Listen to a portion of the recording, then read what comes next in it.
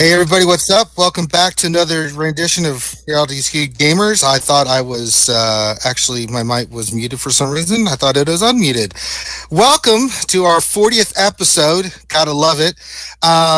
So boy oh boy, do we have a lot to cover today. Had a little bit of technical difficulties getting started, but we've got everything fixed, and we've got a awesome lineup for you guys tonight. We got some awesome people lined up.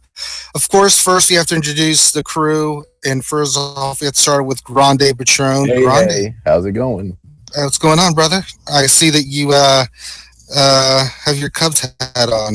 I do. I don't think they can see that in the stream, but I can see it. So I'm wearing a Cubs hat today, not the normal Texas Spec Ops hat. I mean, are you just trying to instigate a fight in Texas, or I mean, it's funny. I had a deal with a customer today who happens to be a huge St. Louis Cardinals fan, and so it's always a nice little rivalry to wear the Cubs. So you were trying to start a fight. Okay, awesome. And then of course Finity is with us, and he is trolling the chat as always. I can see already that people are wanting me to open packs. I will not be opening any packs tonight. You can bet you complete. It ain't happening. So there's not a pack there that I am even remotely in. And besides, we started a new game show for Saturday stream where you guys have to earn the right for me to basically have me open packs. And PB did a pretty good job last time, and he wants the Ranger to open a pack. And so you'll just have to tune in Saturday to see if the next contestant can get us where we are opening packs. That being said, let's introduce the rest of the team. We've got quite a lot of awesome people here. Of course, always joining us is the Smith Lord himself, Smithy D. What's up, brother? How you doing, man? How's things? How is Hoth Rebel Luke Skywalker doing? Yeah, he's all right. Actually, we had a little nap earlier. You said both of you had a nap earlier. Yeah, well, I tried to have a nap. I was probably playing on my phone more than anything, but he's kind of like a little baby that really wants the cuddles, So it's challenging because there's a lot going on in my day to day, and literally it's like doing things with him in my arms, pretty much making videos with him on my right hand, and he's just sleeping away. Yeah, that's what babies do. Just saying. So, and then also join us, you guys know him and you love him, Mr. Sir Loki. Hey, what's up, Ranger? How are you, man? I'm doing awesome, man. What's up with you, brother? Nothing, man. Thank you for having me on. I won't be able to make the Saturday, so I'll be on vacation starting tomorrow, but thanks for squeezing me in. Awesome. We're glad to have you. And then let's see here. We've got a really special guest, and this is Hanukin from the Republic, and he does the Star Wars Galaxy of Heroes stream, and we are super excited to have him on because we really love his podcast. I say stream podcast, and we are super excited to have him on. So Nukin, introduce yourself to the folks, and I definitely want you to tell people about the podcast you guys have been doing because it's awesome. Sure. So hey guys, I'm Nukin. I'm part of the Republic. We're like a cluster of guilds. We're a family. I'm one of the producers of the SWGOH In-Depth podcast. We've actually done about 5 or 6 episodes now, and we're picking up a lot of, it's picking up fast. Every episode's getting more and more exciting. It's getting better and better as we learn how to do it. We had Smithy D on the podcast. We interviewed him. We had Arnold, and we're going to have, I think, Grande and you. April 1st. Yes, April Fool's Day. You can't have one without the other because Grande is my heterosexual life made from another mother. So, little bromance. Yeah, a little bit. If you only knew. Yeah. And I'm actually from St. Louis, so I love the Cardinals. So nice cap there, Grande. Yeah, but as a St. Louis fan, you had to. I know you're a St. Louis fan, but it had to do your heart a little good this year to see the Cubs finally win the World Series last year. I mean, you can't be that cold-hearted. Or can you? I mean, good for them. Okay, it was like 100 years, right? But still, did I care if they won? Not really. Did I care if they won? Hold on, everybody. Finn, are we lagging? It said the video stopped. Uh-oh. Yeah, there is a video interruption.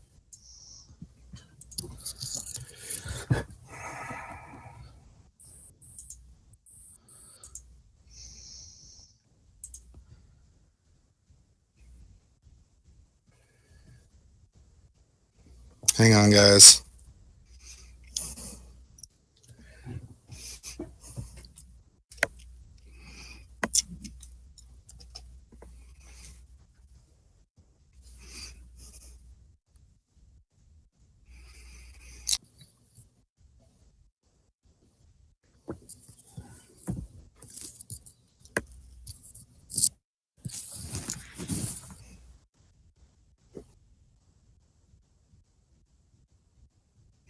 Ruh-roh. It was doing the same thing for me too.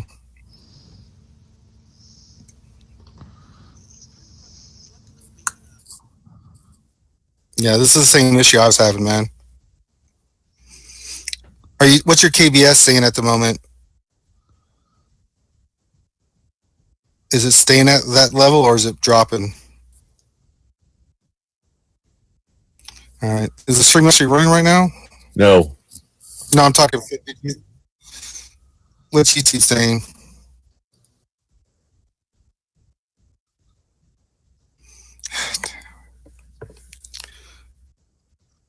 Yeah, they can hear you still.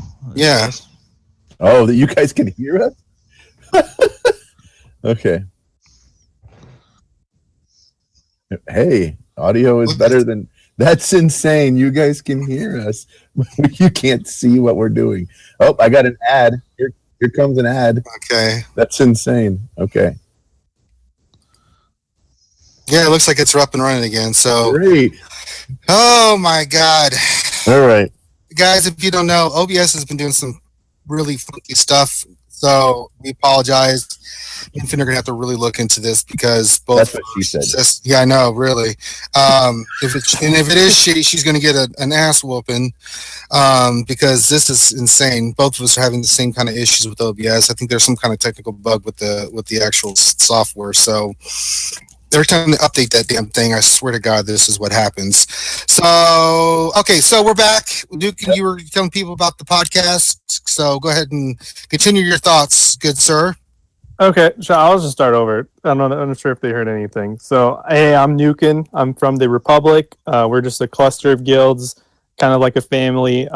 We have a content team, and we started doing a podcast. It's called the SWGOH In-Depth Podcast. And you can search us on the podcast app. Just search SWGOH. We started doing it recently. We've been bringing on special guests like we had Arnold and Smithy D. We're going to have a few other... We had Remon on there last episode. So we just started doing it. We're loving it. It's not a live stream. It's a podcast. Mm-hmm. And we're going to have Grande and Ranger on for the April 1st episode. So that's great. Perfect. And I also have a YouTube channel, and I just type in Nukin from Republic, and I make videos from time to time.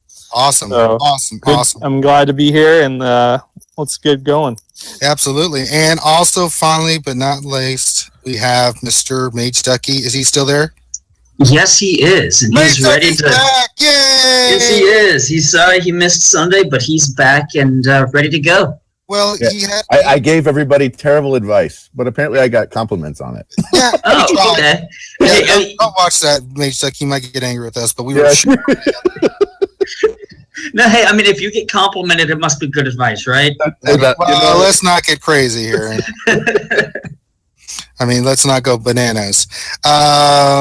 So, holy smokes, do we have a lot to discuss? I mean...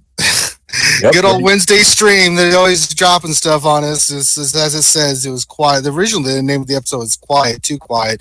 But then yesterday, they put out a bunch of stuff, and then they did a bunch of changes. Scott, did you have the order? I do. So let's get into this. All right. So the first thing I think we want to talk about is we want to talk about the characters that we've gotten, how that's kind of working, which characters that we like, the new characters that we've seen. Mm-hmm. Which I guess you pronounce this PAO or PAO. I don't know how you're PAO. So like Batman. I just call him Wide Mouth because I don't know if you look at him, but he has to have the widest mouth in the game. Who are you talking about? I'm talking about PAO. Look at how big his mouth is. It literally goes from ear to ear. I mean, that's insane. So I think the only one with a bigger mouth than him would be the Rancor. Possibly, yes, or potentially Jabba the Hutt if we get. But if we get Jabba the Hutt, if we get Jabba the Hutt, it'll be like a ship. You're gonna have to level his tail and level the head. It's gonna take up 2 character slots. Well, oh goodness. The stream's definitely starting on the right foot, but so the cool things about him. The first one is and all of these are up on SWGOH.gg. Big shout out to our friends there. You know what? We forgot something. We forgot to shout out everybody in the stream. Oh, that's right. So let's do it. Of course. I'm going to scroll up to the top. Yes, let's start from the top. We see Bimatsu, some guy named Nukin. I don't know who that is. Miles Riker is here. Vormax, Shadowvel. Yep. McMull too. Very nice. I know that he's from the Republic. Yep. Some turd named Smithy. I don't know who that is. MJ, our boy MJ. Victor 012. No. He told me Oneto. Oneto. He tells me later on, hey, pronounce my name right. It's Oneto. Oh, well, I mean, we have brain damage, so you can expect us to pronounce names right. I mean, what kind of show you think this is? Screw up somebody's name. Yeah, no, that's very, very rude. PC Animated, Knights Templar, Ben Lazarus. Man, we got a lot. Kaya Scipio. Demortian's here. My boy Demortian. Kobe Wan. Kidney Thief. That's a new one I haven't seen before. Hey, welcome to the stream, brother. Yep. Some turd named Betamate 7. I don't know why. Our boy Luke Thyrocker, who we just did his. That's like the best name ever, dude. I know. We just did his ship review on Sunday. It was super awesome. It was really cool. Yep, we sure did. Captain Blackbeard, the late picks. I mean, we got a lot of people on the stream tonight. Not gonna lie, it's a lot of people. So I see pre-logs there, so very nice. So a lot of old faces and some new faces. Glad to have you all here. So go ahead and continue where we started. On this character, right? So the first one is deal physical damage to the enemy, and then the second ability. So the first one is called Strident Strike. The second one, I don't know how you pronounce this. Sakala. Right? Now, this one's pretty cool because all enemies gain offense up for 2 turns, and PAO gains 10% turn meter. And this goes up and up and up. He gets turn meter, to the point where when this is all said and done, he gets a buttload of turn meter. I think when this thing gets maxed out, he's getting 40%. Every ally is getting offense up for 2 turns, and he's getting 40% turn meter. Now, this particular special doesn't deal any damage, but you giving your whole team turn meter, 40% turn meter, not speed. This is 40% turn meter. This right here, this one ability is like Maul lead. Well, but it's only for PAO. It's not for like the turn meter is only for PAO. The turn meter is only for PAO. So he's only giving it to himself. But we now have multiple rebel characters that give turn meter to themselves. True. Multiples. Like the other character that got released as more farmable. I think we could already say that Biston was farmable, but he's now more farmable. He also gives himself with turn meter with Frenzy. So the third one here, which is Sonic Grenade, is deal physical damage to all enemies with a 70% chance to inflict defense down for 2 turns. So that's pretty cool. And then whenever a rebel ally uses a basic attack, reduces PAO's cooldowns by 1, and PAO gains 5% turn meter. So he's not a real heavy hitter. His damage, this is unmodded damage on his basic is about 2,000, maybe a little over 2,000, and is about 3,500 on the Sonic Grenade, which is an AoE. So it's kind of okay. His speed's about middle of the pack at 145. He's a little bit faster than most. He's basically we got to remember that he is putting defense down on. So we kind of want to look a little bit at his potency, and he starts out with potency of around 50. So that means that you're probably going to hit that defense down if you put some potency mods on him fairly well. This is potentially another character that's not going to need a whole lot of speed mods because of all the turn meter. So this is another character where you could potentially look at different mods than speed if you wanted to. What do you guys think about this character, Smithy D? You think this is a game changer or no? An April Fool's joke. I think you're kind of right. I would have loved for this character. One of the things I would have loved for this character to do is to give offense down to the opponents rather than defense down. We have very few characters that give offense down. That would have been sick. He only seems viable if he's got a Zeta on him. But I know when I say viable, I would say that kind of makes him into a character. Without a Zeta, he just looks like half a character. The guy has an 11-turn cooldown, and this has to be a joke in itself. And this must be just a pure joke, because to get the best out of him, you're gonna have to put a Zeta on him. So what is the real point? You know, to have this character, he hasn't got a lot of health. I haven't looked at his protection. Okay, he's okay with speed, but where does he fit into the whole Granda scheme? Health and protection. He's sitting about 16K on health and about 16K on protection. Because he's probably going to be dead before if you haven't got Zeta on him. And then there's no that's point got to be the longest cooldown on the planet. I mean, with the Zeta, it does reduce it from Rebel's basic attack, and he gets loads of turn meter, but you're having to Zeta a character to make him It's almost like he needs frenzy. You know what I mean? It's almost like if Biston is present, PAO also gets frenzy. Like, that would make sense, right? Because at least then you were kind of helping the dude out. Yeah. It has to be a joke, and then there must be some grand surprise come April the 1st or the end of April. Maybe I'm wrong. Maybe they just thought, you know what, we got to throw him in the game, so we might as well put him in April. I don't know. Well, another character that only got 12 seconds on the game too. Well, let's ask the other guys what they think. Nukin or SWGOH, what are your thoughts on this guy?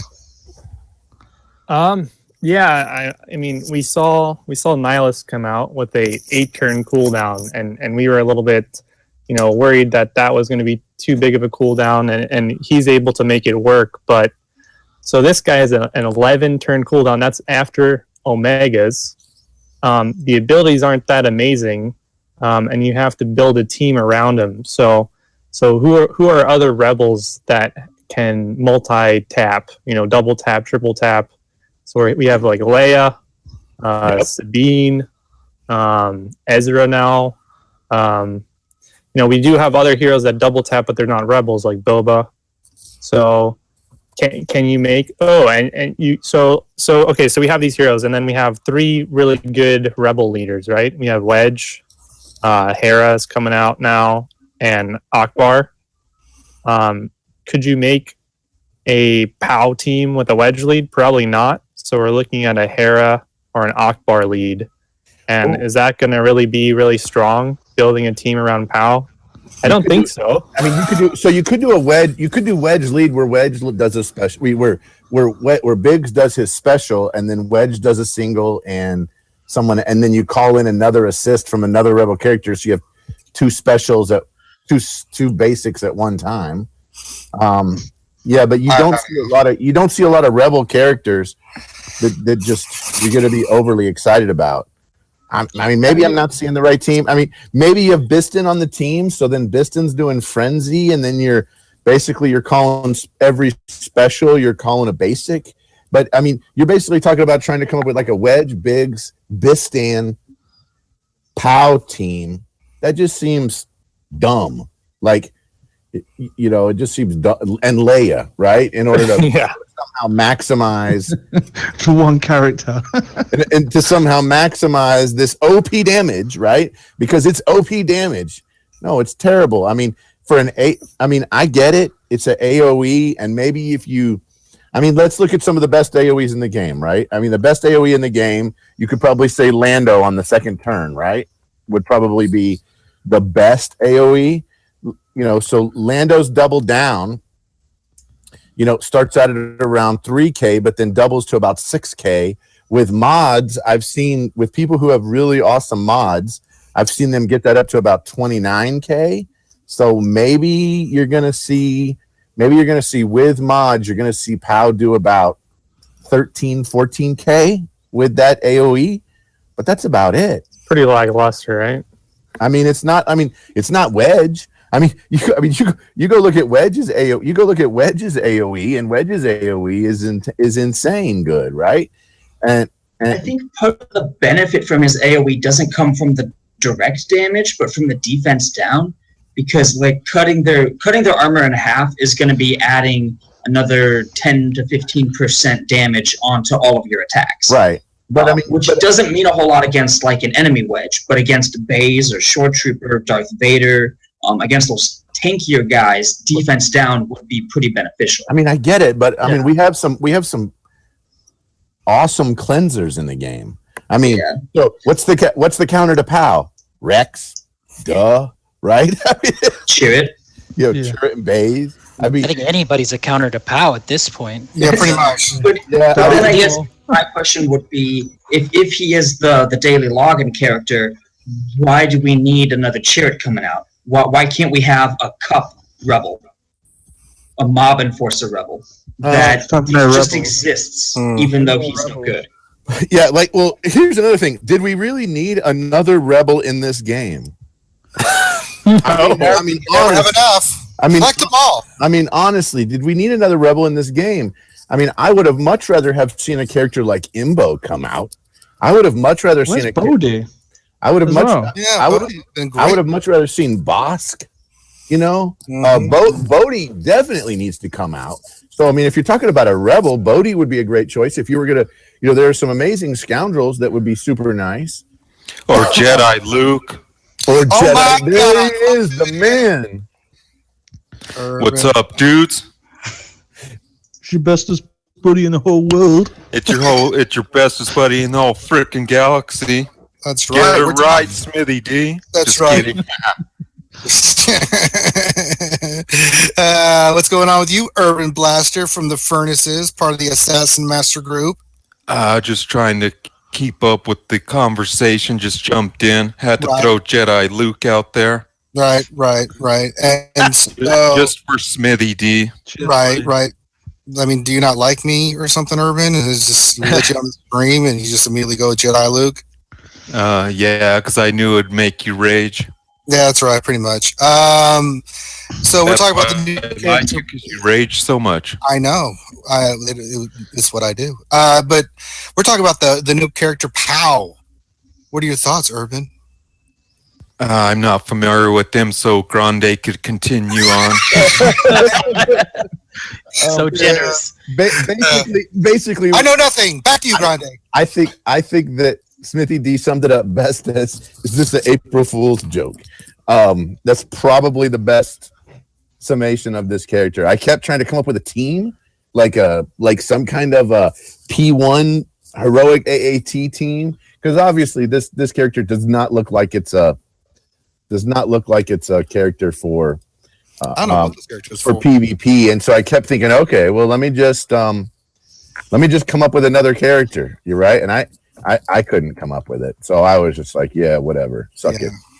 So, I think we spent enough time on this. I mean, all right, let's move on. Right? Yeah, I mean, this character is just. Anybody else it's garbage. I mean, yes, it is. So I mean, we have a different opinion on it. If not, we're going to. So the big thing about is where is the other characters to look at that we have to talk about are Ezra, Zeb, and Sabine, right?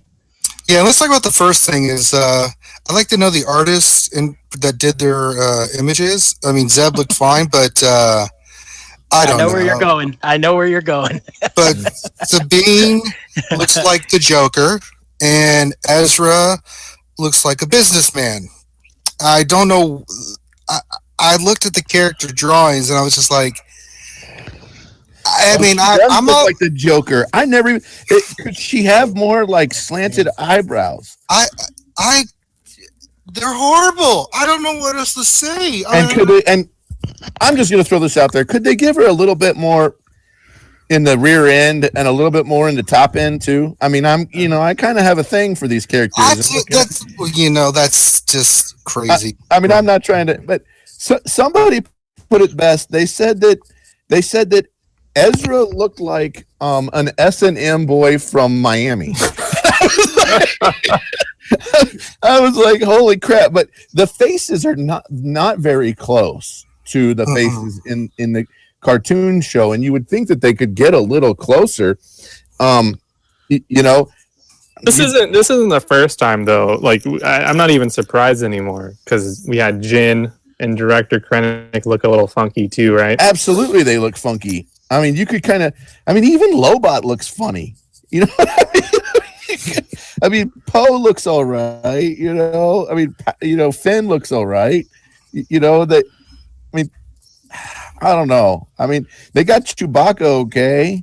I mean, you know, is Sabine gonna look like that? So every time she like shoots the enemy, she's just got this big grin on her face. Like I don't know, but it's pretty. I mean, Baze looks funny too, a little bit. You know, and so does Chirrut even. I mean, you know, I mean, even regular Han Solo looks odd. I mean, now that we're getting all into it, I mean, Grand Moff Tarkin's all right, but I mean, even Rey looks funny. Rey's got that kind of funky. Rey looks Asian, and Chirrut doesn't look Asian. I mean, it's like who's drawing this stuff? I mean, please don't. I'm not racist. I'm just trying to get the characters a little closer to what they really look like. Yeah, they look nothing. I mean, it's off. You know, you look at it and it's off-putting. I mean, if you Finn, if you could on the screen, just bring up the pictures because the events are posted now, and we can look at it, and it's off-putting. You know, I mean, it's really weird. I mean, the characters look different than they do normally.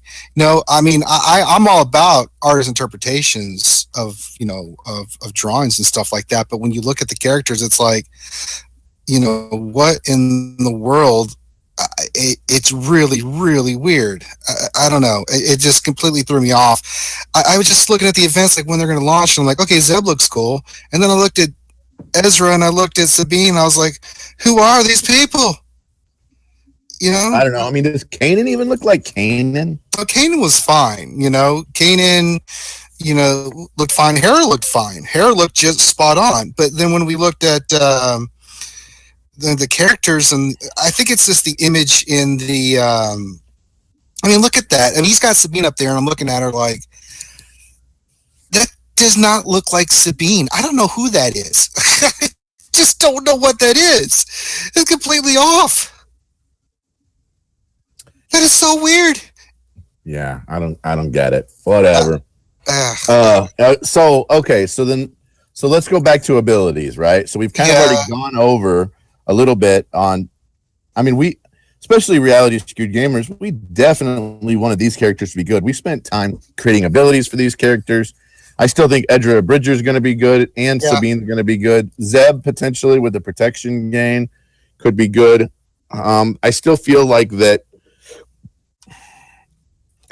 that Phoenix characters have one or two purposes. The first purpose is they seem a whole lot like a little bit harder hitting Ewoks. And the second one is potentially this team could be good in a heroic AAT P1 if you maxed them out.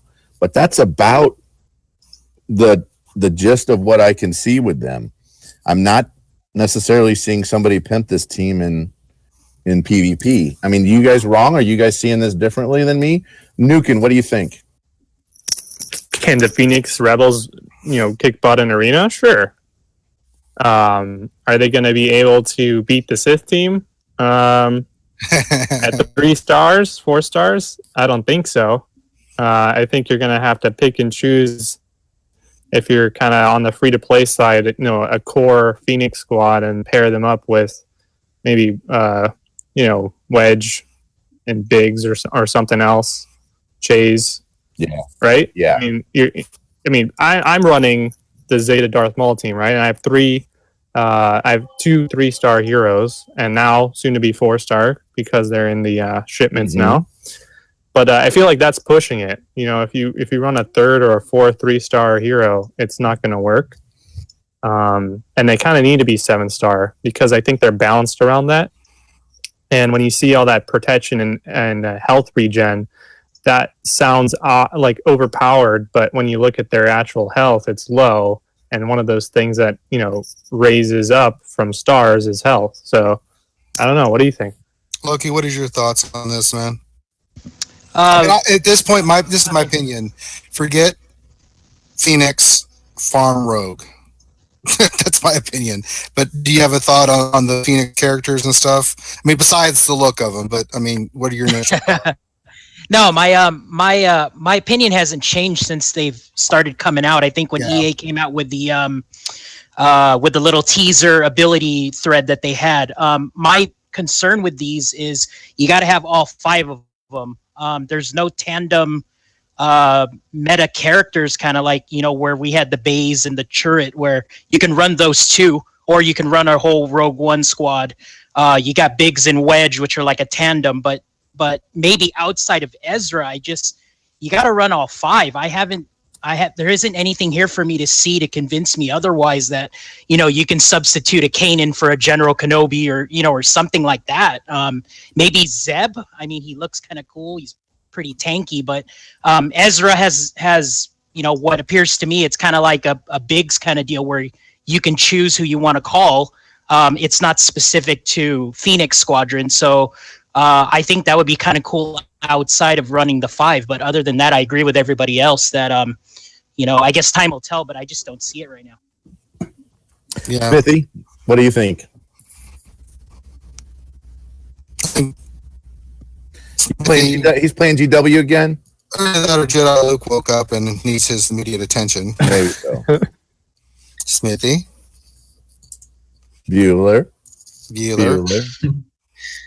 I mean, I can chime in. Yes. I will. I think that all 5 of them together, like if you get 5 together with the Hera leader, would be a really fun team to play. But I think it's going to be a lot like Zeta Resistance, where it's fun, but it's great on offense, but the AI just doesn't handle it well enough on defense. Because I think like they get the 15% protection recovery at the start of their turn. They've got counter and bonus crit chance and all that fun stuff. But as you start picking them off, they start losing a lot of those extra bonuses. And so I don't. Plus, Ezra, Sabine, they're both at 40k max, because that's 7-star max gear, no mods. But one Biggs triple can easily do 45, 50k. So, I mean, I can see them just getting one shot and then not being able to do a lot of their recovery stuff that they have going on. As for individuals, I think some of them can be used like as a single or as a duo outside of the team. I think that we haven't necessarily seen all of the possible ways to mix and match them. Right.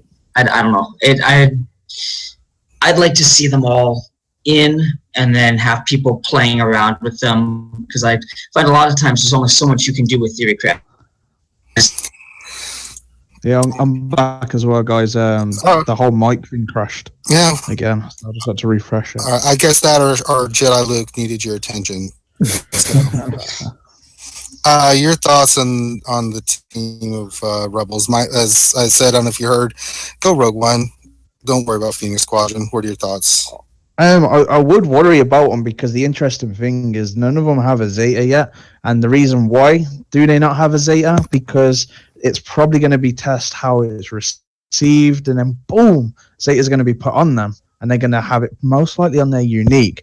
I think overall as a team that, they have the potential to be really good, at 7-star. There's a lot of healing. There's a lot of turn meter gain. And to be honest, how things are shaping at the moment, Maul's kind of the arena's kind of going back. He was kind of like the stuff, the bee's knees, and he is great. But others are Maul just is not holding very well against Maul. So I think you'll see some Phoenix squads, and a full squad will do good. I think you attack him, but will it be like Resistance, where it's it's awesomely attacking, but cannot hold to save its life under defense, then it could possibly fall into that category. But there's always room for Zetas to be added, I guess, to improve on it. Or maybe they'll just have to rework them. Do you think they're going to get a Zeta before Chase gets a Zeta? Yeah, no. Definitely. Well, I mean, they're kind of geared up to have a Zeta, right? I mean, because their abilities don't go all the way. They all pretty much all have one level 7 ability that could get a Zeta slapped on pretty easily. Right. I don't know. So I think it's like personally with Phoenix and Zetas, I think it's one of those, they're releasing them without Zetas to see how they do.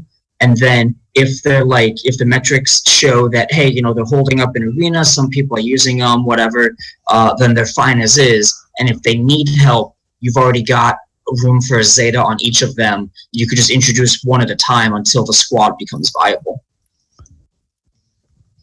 Definitely. All right. I think we've covered that ground enough. I want to get into new characters and where they're farmable. The new Rogue One characters. Let's get into that. But I want Smithy to take the lead on this because he has something to say, and we were talking about this earlier.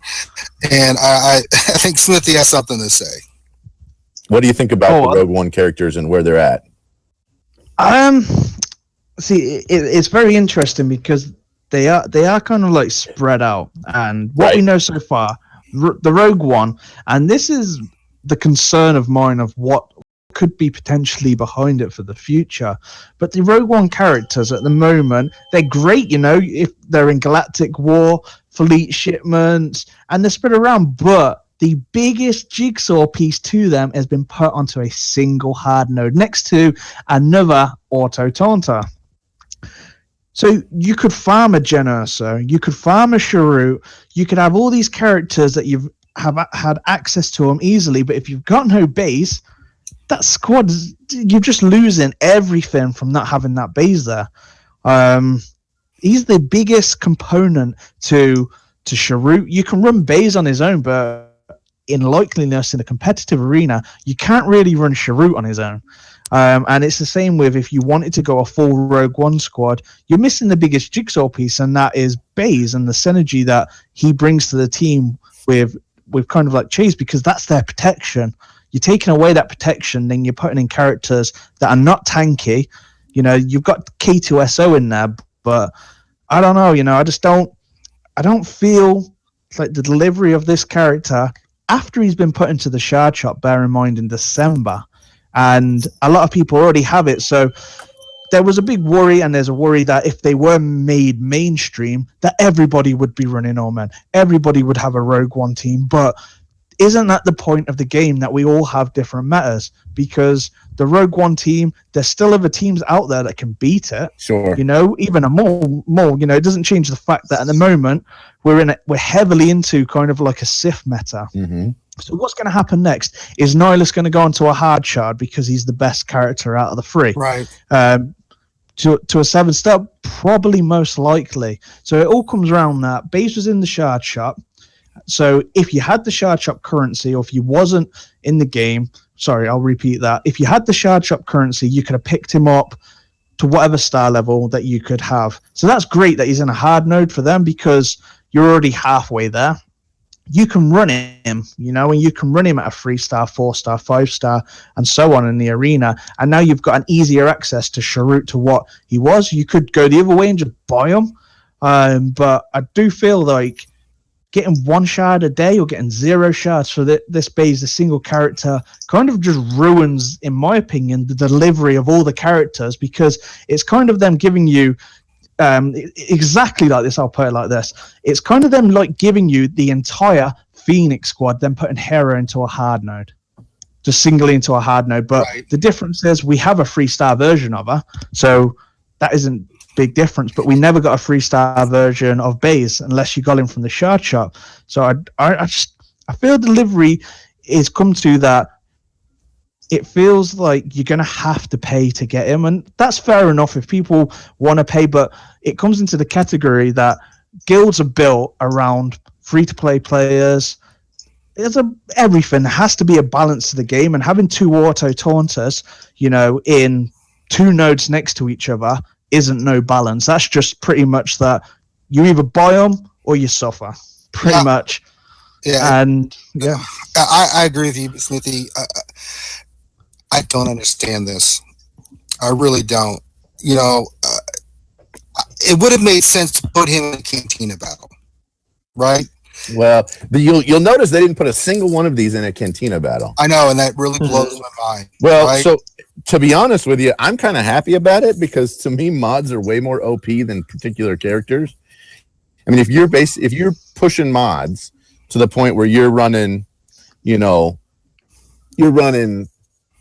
trying to get 20 plus speed mod or 15 plus speed mod sets, you can make non-meta characters work if you have way more speed than not. So it's crazy. I mean, it's well, yeah, but I mean, a character as important, especially just on his face value, and as important as he is to the whole Rogue One team, to have Baze like Short Trooper.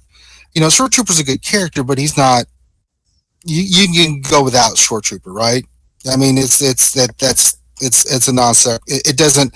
It's not going to affect you that much. But Baze in only one place to farm is like you can farm all these other characters in lots of places and get more chars, right? But not Baze, right? You only get them at 9C, and you can only unless you refresh, which I don't know why you would do that. I mean, sometimes they do moves that it boggles my mind. I'm not saying he should just be an easy farm, right? Who wants that? But it shouldn't be where you have to. I mean, you're 3 opportunities today to get 1 shard, right? Or possibly 3 shards. I've never had, and when I've been doing 9C, I've had, or 9B when I'm doing Short Trooper, where I get 3 shards. I've never had it happen ever, right? And some days I get no shards. If that's going to be the case for Baze, it forces people to either use crystals to farm him. He's the only character really. I mean, you can do it with other characters for Rogue One, but if you're patient, you can get Cassian out of PvP and the other ones, right? But this one's a different story. You're going to get all these other characters and still be like, what do I do? Because I don't have Baze. Because it's going to take you forever, especially if you're free to play, right? Definitely. Get him. Should we talk about how long it's going to take to get him? Ridiculous. I mean, we can run the math, right? It's like let's say you get 1 a day. You get 1 shard a day, right? One a day. And then you do that hard node, which I don't think we've talked about this yet. Not only is it a single hard node that Smithy D said, it's one of the most expensive hard nodes. It's 20 energy. It's not a 12. It's a 20. So that's another thing that makes it harder, right? But let's say you get 1 shard a day and you don't refresh. It's going to take you about 10 months. 10 months! We're going to have the next Star Wars movie come out before you even have Baze to 7-star. Mm-hmm. So that's that. And so let's say you refresh that node once every single day. It's going to take you, half the time, right? So 4 to 5 months, around there. And then if you really want them, I guess you refresh a second time. What does it go? It goes 50 to refresh, and then 100 or something like that. And at that point, is it actually better to just buy them from the shipments? Yeah, that's probably what the focus is behind it. Because if you think about this character as in the hard node, and this is 60 energy, and some people it's only 60 energy per day. Okay, so what happens when Nihilus gets put into another hard shard, or Hera gets put into that, and you're left there like, wow, do I use all my energy that I've got to get all these characters, because they're getting released every month, but I can only farm them every 11 months, for example, or 6 months. You're going to be at a point where you're going to have to pick your characters from one single node, and that slows down the progression. It's a collection game, and it shouldn't be about the fact that you need to go out and spend $200 on a characters, because there's other ways of spending money in the game, and that's on gear. Refreshers. Why does it have to be that you have to go out and get that character because it makes everything viable for you? This stuff is where you buy gear. even if it was free to play, Baze and Sharut still takes a lot of gear that free to play are going to take a very long time to obtain. Yeah, we didn't even talk about gear. We haven't even talked about gear. And the other thing is, how many people can complete 9C? We saw how hard it was to do 9B. 9B was tough, and so you have a lot of people who still have not completed 9B, and they're trying to complete 9C. They can't get past 9B to even go to 9C. 9C is easier than 9B. It is. In my opinion. It's a little bit easier. It is. But it's still, you still have to have the right characters, and you still have to, it's 3-star. Beating is one thing, but 3-starring is what you have to do so you can continuously farm it, right? Mm-hmm. I just don't understand this. I really don't. To put all the other characters where they did, I thought was brilliant, right? So let's give CG credit. It's good spots for him, I thought, for the type of character, right? But then to have one of the characters essential to the team be put in a node, I'm bogged there. All right, Loki, Mr. Soloki. Yes, sir. What the hell are they thinking? Let's try to be positive. Let's try to spin. What is their thinking on this? I'm really trying to try to understand this move. Why Baze at 9C and the only place you can get them other than having to spend money? Unlike the other characters. I've been trying to think about this since they launched it yesterday. It's tough. I mean, I remember, I think Grande was pointing out the mod farming. I remember I had to put mod farming on hold when I was farming TIE fighter pilots. So, but to do something like this, and especially all the Carbonti gear you need to level him up. Dude. I think he's like a mini General Kenobi. So effectively, like 400 or 350, something like this, something big. So, I mean, everybody else seems great. I mean, for me personally, I needed to finish up my Cassian, which is what I did. He was in Arena, and I had a bunch of stuff saved up. The Chirrut was kind of odd because I thought, to put him in fleet, we were all under the belief that it was going to be pilots or ship crew or something that was going to be in fleet. So that's kind of odd. They put him there. Is there another ship? I don't know. It kind of puts a slowdown on your Zeta farming, so that kind of sucks. Yeah, going after Chirrut definitely puts a slowdown to the Zeta thing. Yeah, which is good. Sure. It's seriously good though, because he's a phenomenal character, and so he should have some kind of opportunity cost attached to that. I've seen a lot of people putting a lot of pushback on that, saying that they want Chirrut to be more accessible, but if he's that good, he should have some kind of opportunity cost. Kenobi's is heroic AAT access and then a whole bunch of gear. Chirrut's is you're going to have to sacrifice some Zeta progress. I don't know. Me personally, I only have 1.5 Zetas right now. Me personally, I think that that is the best place for him to be. I would have rather seen, honestly, if they were going to do that. Yes. I think that would have been, But then you have one of the two pre-taunt tanks easier to get than the other one. Having both pre-taunt tanks on a single hard node, because most people run around with a pre-taunt these days. And so I think that putting Baze on a hard node is also the right call. But the only place to put him is at 9C, Ducky. I'm trying to understand your logic. No. I'm not saying that Lightside 9C was where he should go. I'm saying a level, like a 9-tier hard node is where he should go. I would have loved to have seen him in the dark side. 9B dark side, 9C dark, whatever, So I think that he should have been on the dark side version of 9C. But I agree that he should be on a top level hard node. K2SO to Galactic War. Anybody see an issue with that? Not at all. He's still not at all. Generally Cassian, considered the weakest of them. Cassian to Squad Arena. I'm fine with that. Perfect. I love it.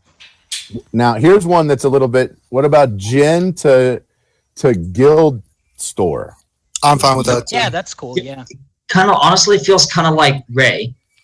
She's a bit more. I feel like Jin is a lot more niche than Rey was, but the main place she shines that I've seen anyway is in the raids. And your reward from the raids is getting more access to Jin to do better. Like it's one of those cyclical things. So I think that's a great place to put it. Okay. Do you guys think they'll replace K2SO in the shard shop? They can't put Baze there because wasn't he in there already? Yeah, my guess is you're going to see another. And actually, Nukin can probably speak to this better than anybody. Nukin, what are your thoughts on the shard shop? Okay, so I think the shard shop is going to, we're definitely going to get K2 out of there. I thought that Chirrut was going to get in there before he became quote unquote free to play. I'm not too fond of him being in the fleet store, but I can understand, what Mage Ducky's talking about having some opportunity costs. But I think that there's going to be another meta-defining character in the shard shop. And it's going to be similar to the base situation where it's not going to last as long as K2. So I think that anyone that, has shard shop currency, and is thinking about buying those raid gear pieces, they should not do that. And you don't... Sorry, I'm going to call. Hello? Hello. I am your father. Well, but I mean, I guess to tag on to what Nukin was saying, I agree that if you're building up shard shop currency right now, that it's probably hold on it. Yeah, hoard it. Yeah, it's best not to spend it on the raid gear. And don't buy K2SO with it. I know, me, because I only have a few 7-star characters, and most of the shards that I get for the shard shop are from Galactic War singles or a Bronzium single. I have been buying the bundles of 3 for raid gear to help speed that along, simply because the small quantities that I myself am dealing with, I would never be able to get enough shards to unlock somebody or to star them up.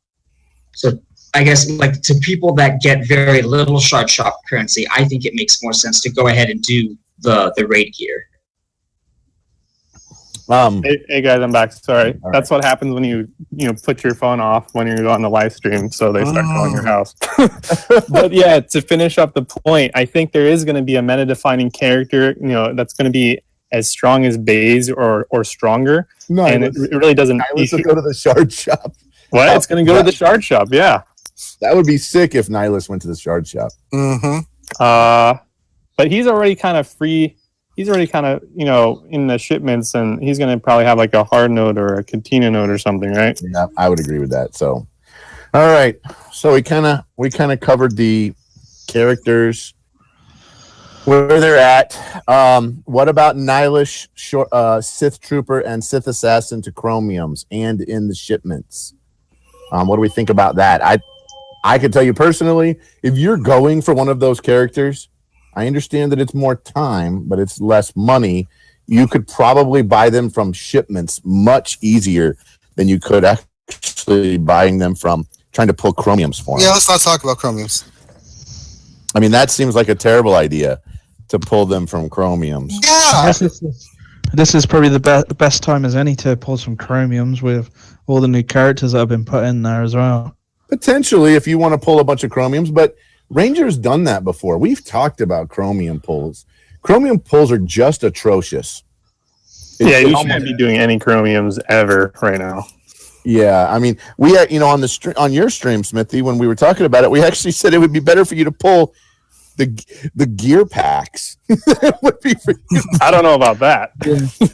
Well, Warrior explained it that if you're needing a lot of gear, that's a great place to do it. But if you don't need a lot of gear, then those aren't for you. Because at $4.99 for what you get, it really helps you. $5.99 or $5.99. It really helps you, get the gear that you need. But the problem is that some of the people who pulled this, we were talking about this in Republic, was that one guy literally spent a week pulling the max number of pulls every day, and he said he got stuff that he had thousands of. And the stuff that he really needed, he didn't get it.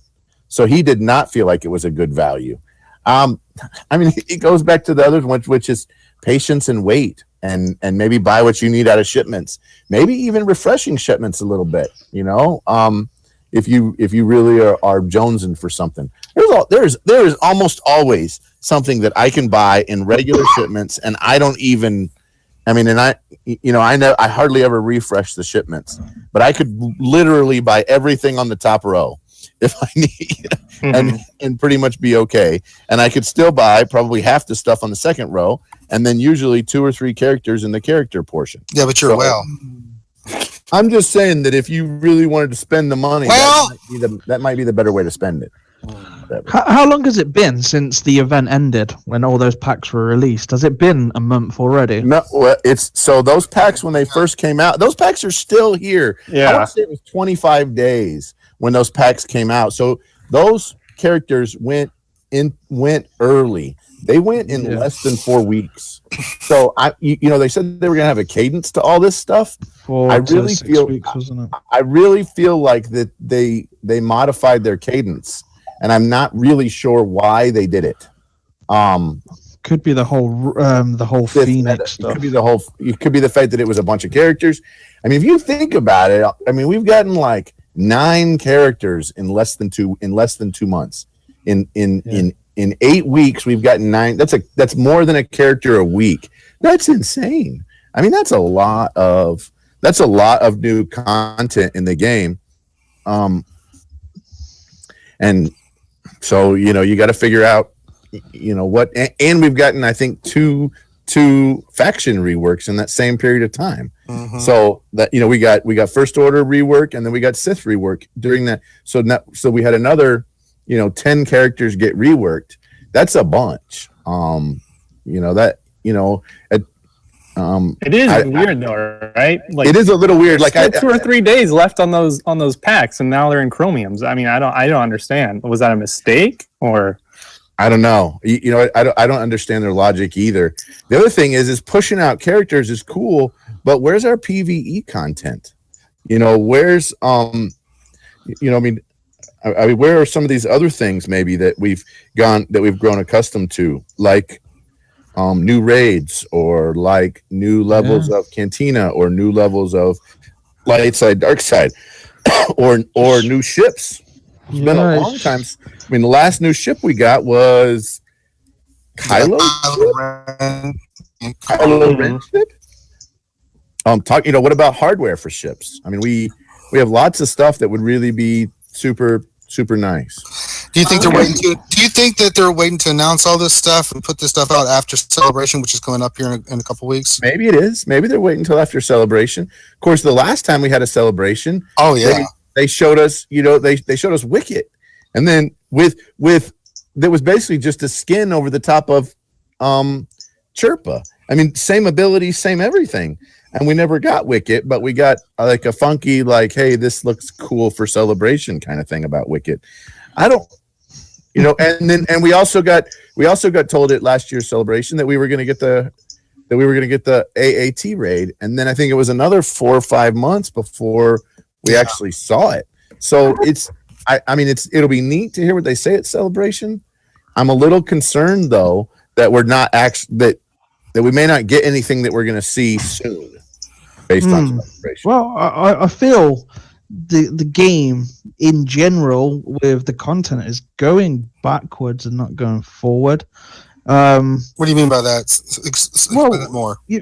So at the moment there's no tournaments. Okay, so tournaments was a great way, an engaging way to get all your characters, use them, but there's no events that are shaped like that. It's all about, here's a free star, you can buy these, do this mini event that lasts a few minutes per every week, or droid smuggling, or those kind of box. There's nothing there's nothing that is any enriching, and it feels like it's going back on content. It's going to really basic stuff instead of going more to going more forward. And it's just like there was content before where the events, and you had tournaments, and there's nothing that's really supplemented. I mean, you make a great point, Smithy. I mean, you got a bunch of people getting 7-star GK in the next 3 to 5 weeks, and then what? I mean, you're putting it on farm just like you are the Rancor.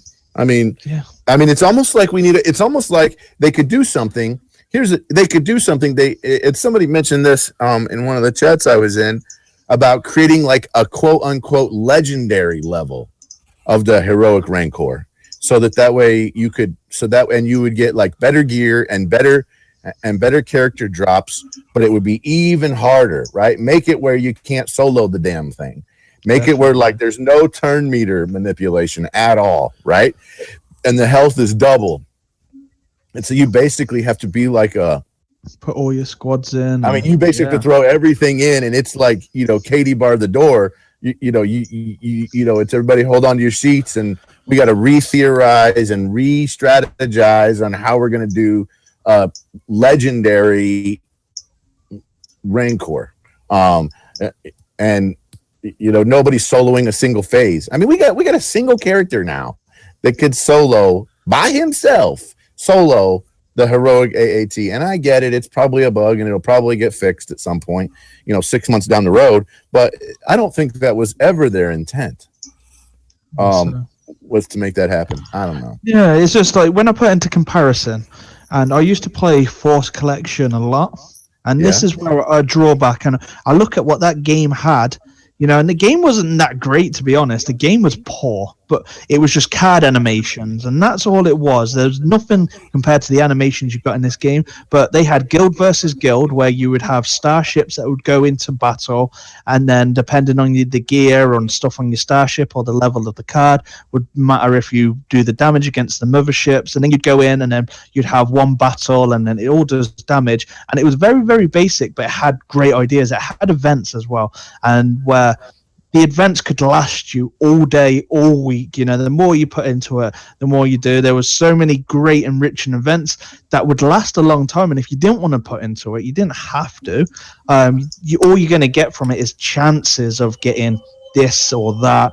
And they are very, very low chances, but it was the excitement of doing it. And I feel that this game's kind of shifting away because they're going the road of the character cadence, and it's like every couple of weeks, it's like, here's this event, here's this character, here's the 3-star version, here's the pack.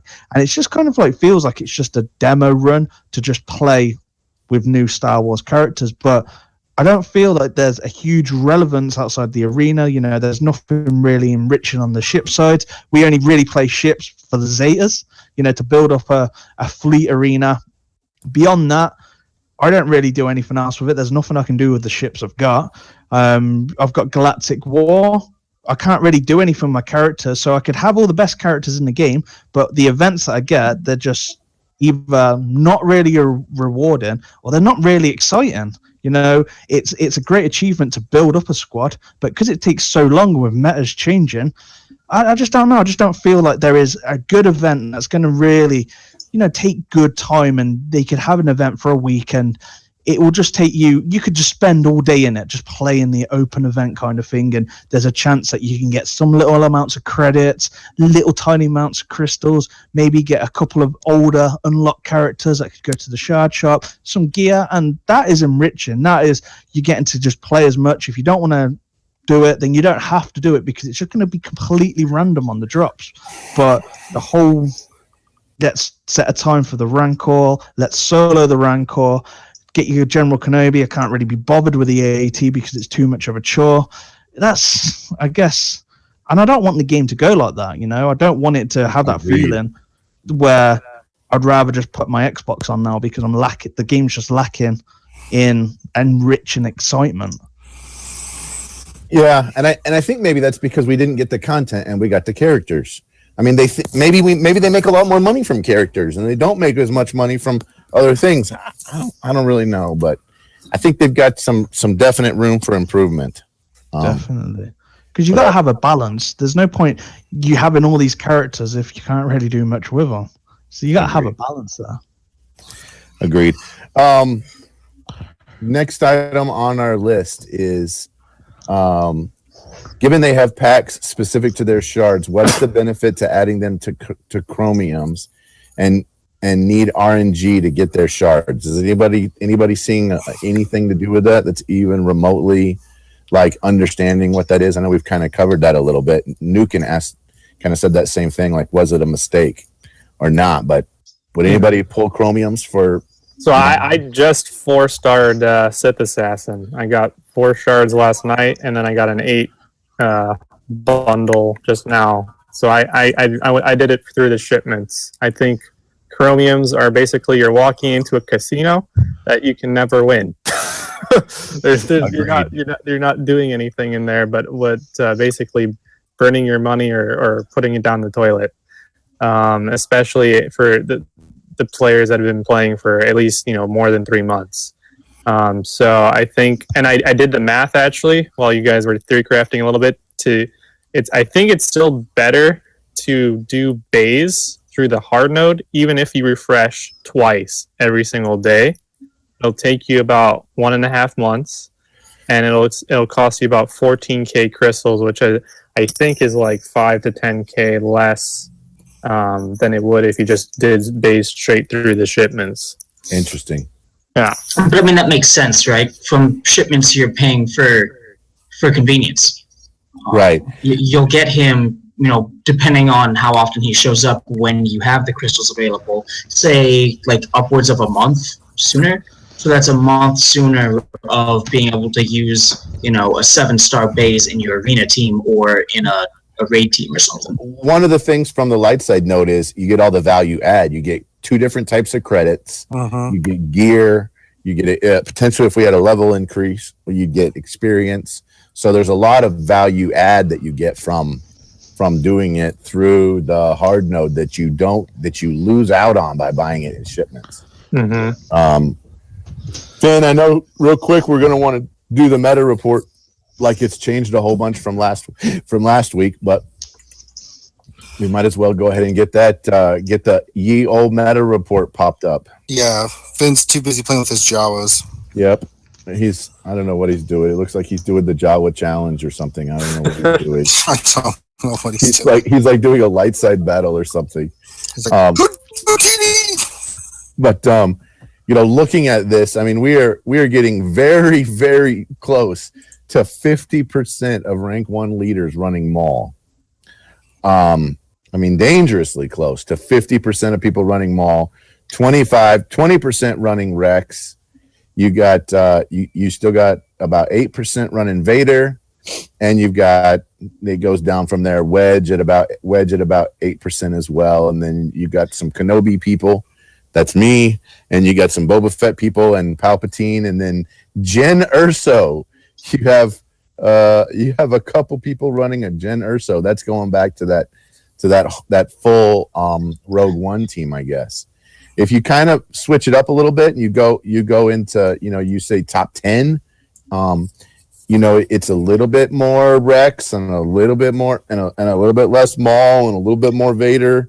But it's still kind of those same characters kind of in that same order. And then if you go top 100, it's interesting. Top 100 is still gets a little bit more split up, more Wedge and more Maul, followed by Vader, Emperor Palpatine, and Rex. You still got a lot of people running Lando, Boba Fett, Qui-Gon Jinn, and still running HK-47 and Nihilus. And I would think that's the reason why we have so much Wedge is because a lot of the people outside of the top 40 or 50 are free to play. Yeah. So we're lagging behind on not only like unlocking Maul, getting him geared up, getting him Zeta'd, and then getting everything else behind him, geared up as well. Right. The teams that seem to be looking like the number 1 team right now is Maul, Emperor Palpatine, GK, Darth Nihilus, and Sith Assassin. So that seems to be the number 1 team, followed by Maul, Emperor Palpatine, Nihilus, Chirrut, and Baze. So you've got a large percentage doing that. And then, of course, you have a team that's Rex, GK, Chirrut, Baze, and Darth Nihilus. We've seen this team before where you're swapping in Boba Fett into that same spot. So you have some people doing that. When you go into the top 10 characters, at rank 1, you got most people running Emperor Palpatine and running Nihilus and running Darth Maul, followed by General Kenobi, Baze, Boba Fett, Chirrut, Darth Vader, Rex, Kylo Ren, By the way, Kylo Ren is really, I think, undervalued as a character. Not to me. I got him siloed. He is in the game. I'm telling you that. I think he's not. A lot of people don't sing enough about Kylo Ren, and the Zeta character. Really good character. Really good. I think that for offense, you've got nothing better than him with his Zeta. You can literally just take on teams, man. It's crazy. One of the guys on our shard was actually on our server was actually showing that he went on offense. He went 1v5. Basically, the other team killed off everybody but Kylo, and Kylo ended up with a win. 1v5, and this was, this is the top 10 team, and you're just like, are you kidding me? That's insane. So, it only works really though on the offense. On defense, he's really just easy to deal with. He does a lot of his AOE, and there's healing immunity. The human is better than the AI, so there's ways of dealing with Kylo. Aren't we glad?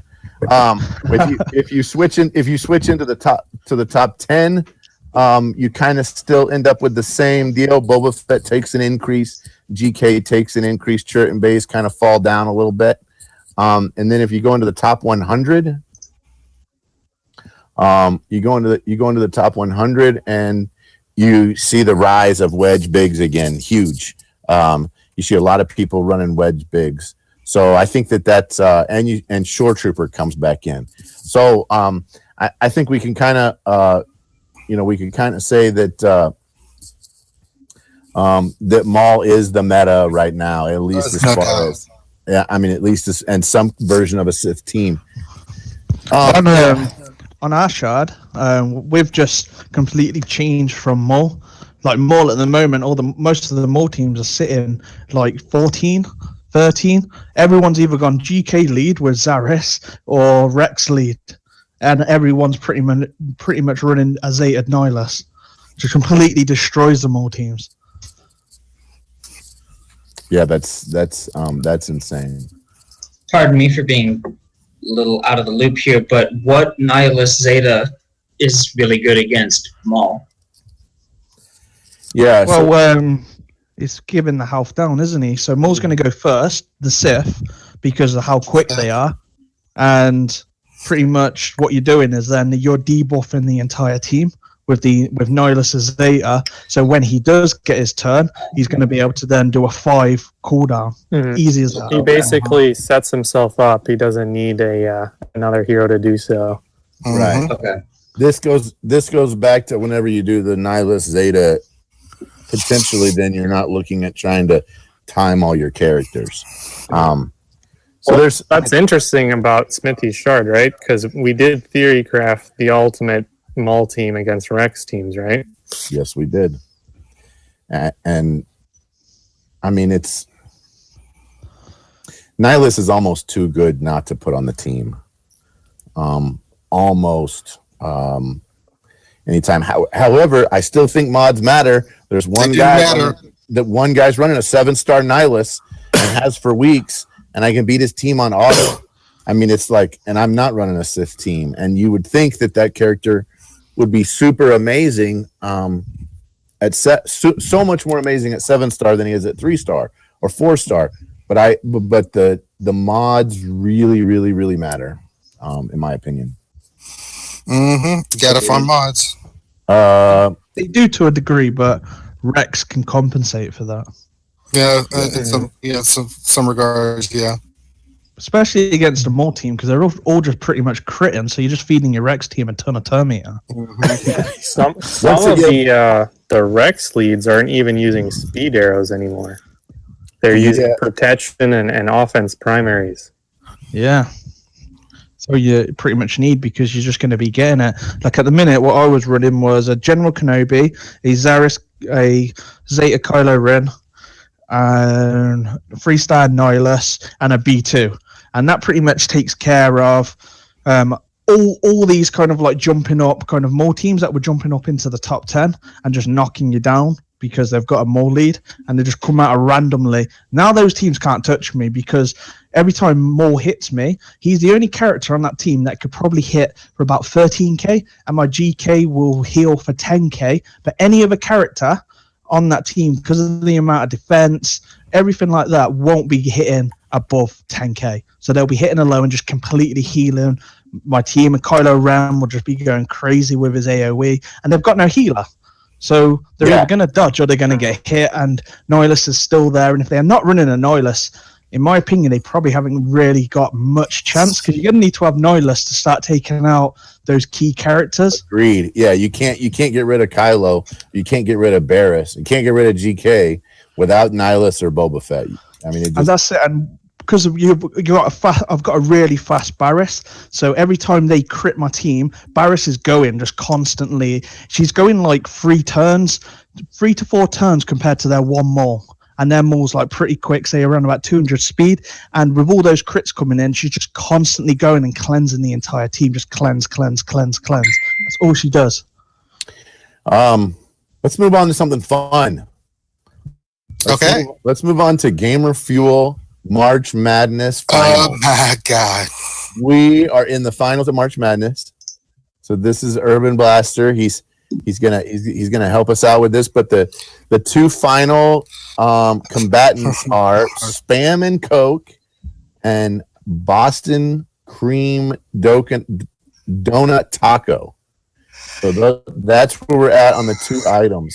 So the final Gamer Fuel March Madness Twitter poll will be up after the stream, and Urban Blaster, Assassin Master, will make the winning choice as April's Gamer Fuel of the month. So this is all about he's gonna actually make this. So our choices are Spam and Coke, Boston Cream Donut Taco. Insane. Your thoughts? I do have a sweet tooth, so the second choice sounds pretty good. The second choice actually sounds like you could actually make something really good out of that. Now, if you have a Boston cream donut, which I don't even know, there's probably a couple donut shops that would make a Boston cream donut, and you literally just like shove it into like a Taco Bell taco, like that would be nasty, right? But you could actually make kind of a cannoli looking thing that might be actually pretty OP. The Spam and Coke thing, that's going to be like some puree madness. That's going to be like, does it blend? I mean, it's going to be pretty crazy. It's going to be salty and sweet. That's a good combo. What if they put the Spam Coke? Do what? What if they go with the other option, Urban? Your thoughts? He says salty and sweet. That's what. Yeah, it'll be good, I think. I don't know how you'll be getting protein, right? You'll be getting your protein while you're getting a sugar high. Yeah, that'll work. It'll work. So go on to our Twitter after the stream, and you guys can vote on that. For April, the next item that we want to talk about is PAO, and it's why are characters with less than 1 minute in the movie becoming characters? Like that just really kind of annoys me. I mean, we could get so many good characters that had way more, that at least had speaking roles in the movie, right? Mm-hmm. Smithy D already mentioned one, which was Bodhi. Bodhi should definitely be in the game. Padme. Padme should be in the game. I mean, they potentially need to really maybe reevaluate why they're picking certain characters. I mean, why is Bosk not in the game? I don't know. That to me would be super killer. There's some other characters that I'd like to see. I mean, if you really want to get somebody jazzed up about a character, I mean, there's so many books about Bosk, and different things about him where he actually has like a real deal.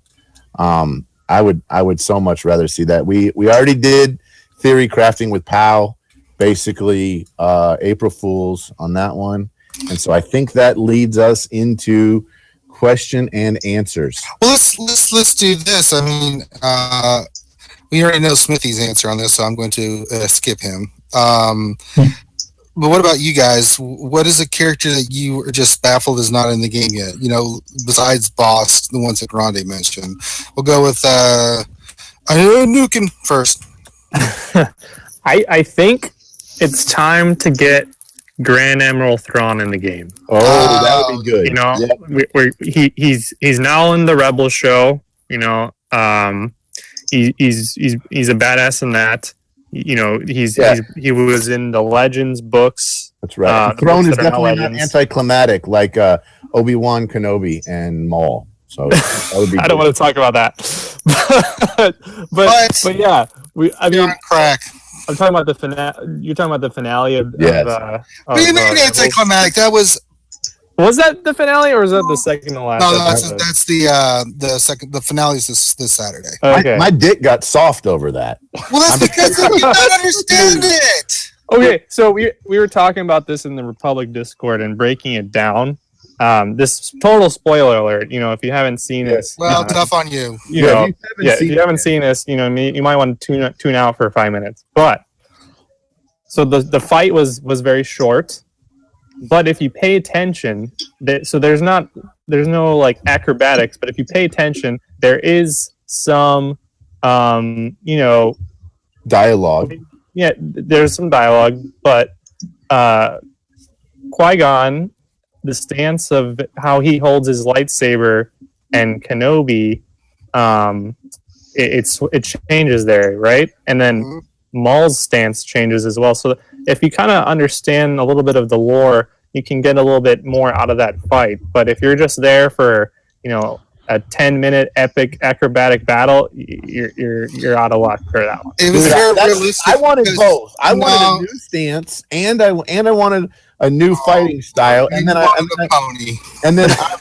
wanted My Little, absolutely friggin' right. I wanted My Little Pony, and what was so great about that? It was so realistic because you have two masters, right? And this is really realistic. You know what? It looked like two guys that needed some Viagra fighting.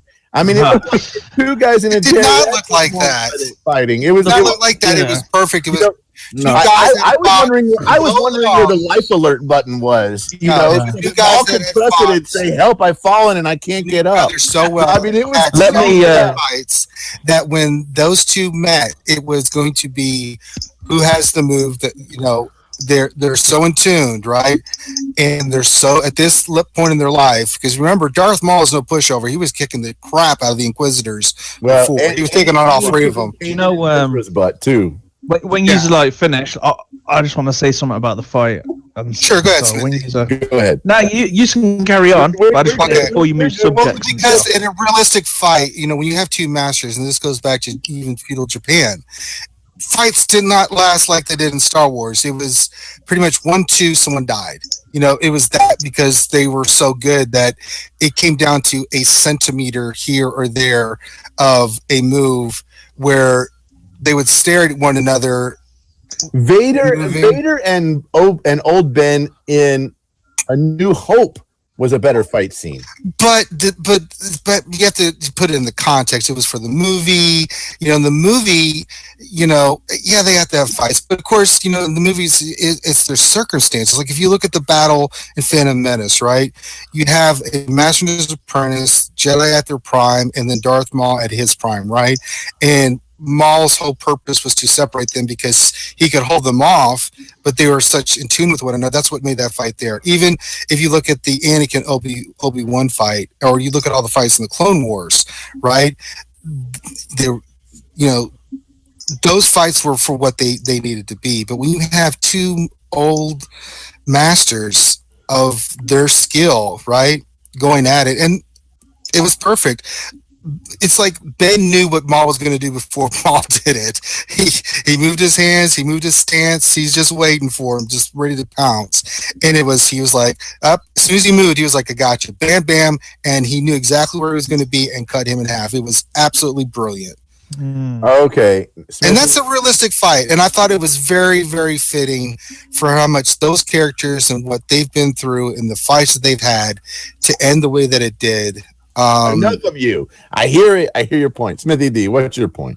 Yeah, so with the entire fight, I'm with Grande on it. Like I didn't really enjoy how it went down and how it kind of ended, but the whole reason behind the fight is Old Ben's been training for that day the entire time he's been on Tatooine. He knew Maul was going to come.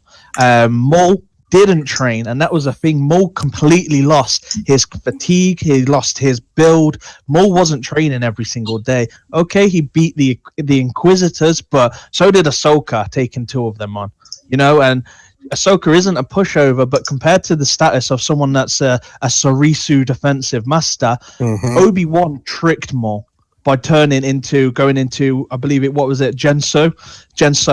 He changed his form into that because Obi-Wan, if you watch the Clone Wars, if Obi-Wan is not on the defense, he is terrible versus Maul. Maul slaps him around. And it was kind of like the kind of old style when Maul would push him and kind of like go at him, you know, and Obi-Wan would get a bit kind of like angry, then he'd kind of lash out a bit, and then he just loses his balance, loses his defense. So it was kind of like he was the wiser. So Obi-Wan stood his ground, made it look like he changed his stance, and then went with his Sariso and changed it in mid-battle to then come down, and he completely outsmarted Maul in that fight. Maul just had no idea what was going on. I guess I would have liked to have seen Ezra be at the battle to kind of have a similar type experience to how we saw in The New Hope. I just didn't like Ezra being there full stop. Really? Yeah, I just crossing them 2 characters, and then he's just like, you should go now, young one. He's like, okay, you know. Well, he was busy. Well, I thought it was smart the way they did it. They you know, Obi-Wan even says like, you shouldn't be here. And Maul's changed things. I thought that was really, really good writing on how. There was good writing in that part. Ben was explaining things. The interaction we did see between Ezra and Old Ben was pretty cool. It was great. I mean, that was good. I was just disappointed about the fight because I'm all about, you know, a red lightsaber pew-pewing everyone around, but it didn't last long enough. Did Luke look to you like he was like 4 years old running off in the distance? Yeah, he did. Yeah. Did look very, very young. I don't think that was a prelogue to what happened in A New Hope. It was like he's just watching, and this was like a normal thing that happened all the time. His mom was like, "Come in for dinner." Emperor. Don't forget your porridge. Yeah, because I was like, when I seen him there, and I was like, Luke looked like he was about 4 years old. He's just running. Like well, yeah, it's a distance, and it was kind of ambiguous, right? Great. So before we get Jedi Luke, we're gonna get we're gonna get young. We're gonna get Anakin and Pod Sid. Yeah, we're gonna get Anakin, and then we're gonna get prepubescent Luke before we get Luke with a lightsaber. Yeah, after that we'll get old man Luke.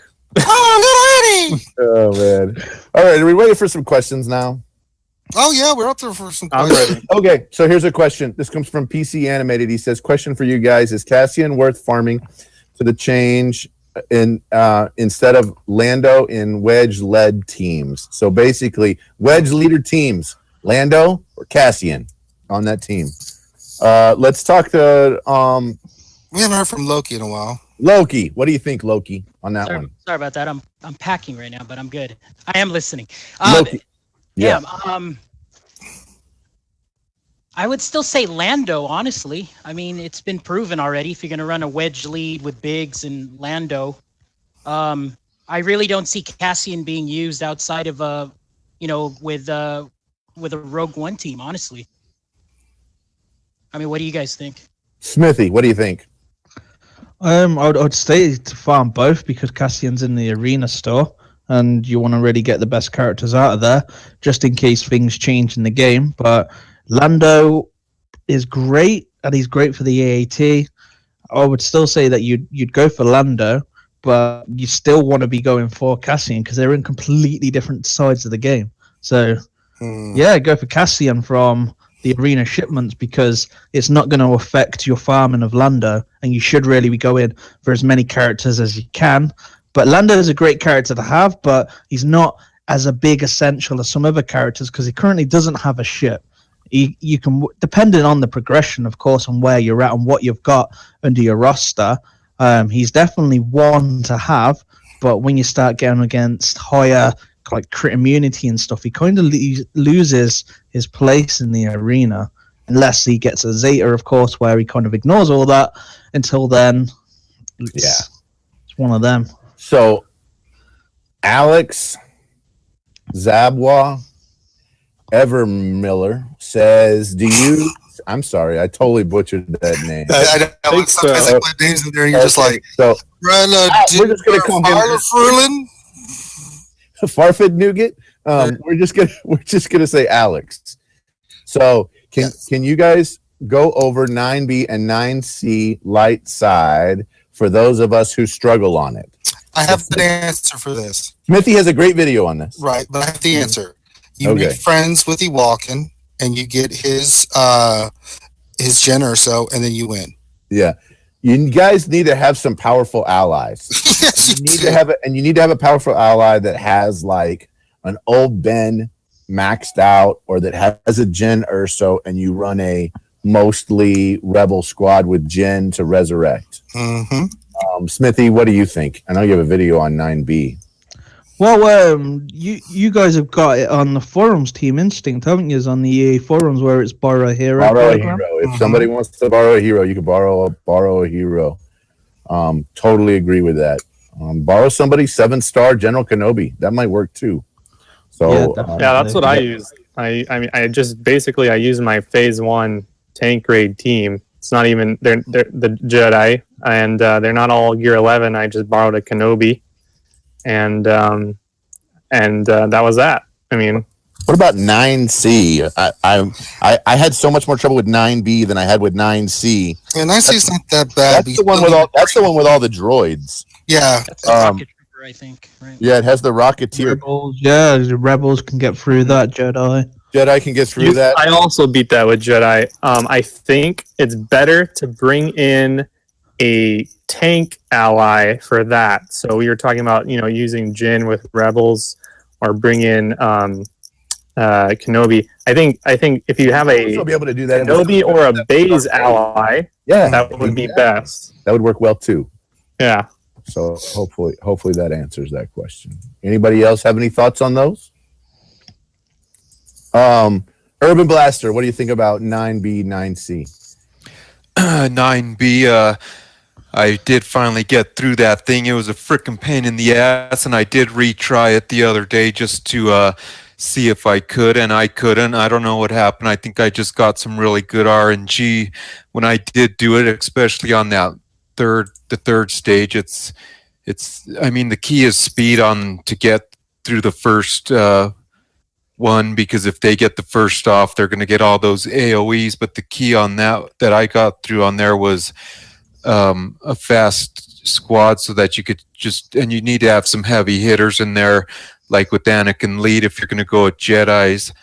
And I went with Wedge as lead for the rebels, and you just gotta, I think you need heavy hitters plus a way to evade those AoEs, or even turn meter stuff like with Jin Urso or Biston. Those were the key that I had, and then Lando, Biggs, and Wedge just to bring that DPS. Yeah, I think that's good. And you should probably kill the 2 red B2s first, because they do a lot of damage, right? Agreed. They do a bunch of damage. Mm-hmm. Steve V asked the question, is it better to farm Churret or Zetas? What will help my arena team best? I think it depends on the team you're running. If you're running full first order, I don't really think you're gonna throw Churret in there. But if you got Baze and you're thinking about going, if you have Baze geared up and you have Baze start up, you should get Churret. But probably you can use Baze without Churret, but not Churret without Baze. Anybody else have an opinion on that?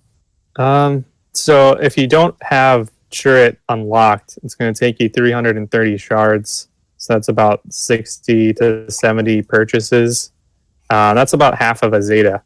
So that's something to note. And the nice thing about Rebels, there is a Jin Zeta leadership, but you can actually run a Rebel arena team, not have a single Zeta on it, and still do quite well. Yeah. So that's one of the benefits that Rebels have right now. So So maybe go Churret and just forego half a Zeta. I think going for Churret is probably better than buying Zeta material. Interesting. Well, you're still farming, you're still getting Zetas 3 days a week. So, and Churret's not going to show up all the time. Yeah. So you're basically you're investing 25K fleet currency to 7-star a very good hero. Agreed. I think that's probably worth it, because in a few months from now, unless they go really crazy, you're probably going to have more Zeta salvage than you need, unless you have an incredibly big roster. Right. Okay. And then the late picks asks a question. How does Zeta Vader Empire team do against Zeta Maul team? Smithy, what are your thoughts? Zeta Vader versus Zeta Maul. Who wins? I guess you're gonna have to have some really good mods on your Vader to kind of keep up with a Maul team, but it depends on the mods on that one. It's on defense, Vaders will probably get hurt with the AI controlling it versus a Maul team. You can easily beat a Maul team with a Zeta team, but it just depends on who they've got on that Maul team. If they've got Nihilus, if they've got Kylo Ren, it just completely. It's not about the leaders, it's about what's behind the leaders is what makes the big difference. There's some really, really good built Maul teams and there's some very poor built Maul teams. So it just depends on who they've got behind them to who would win kind of thing.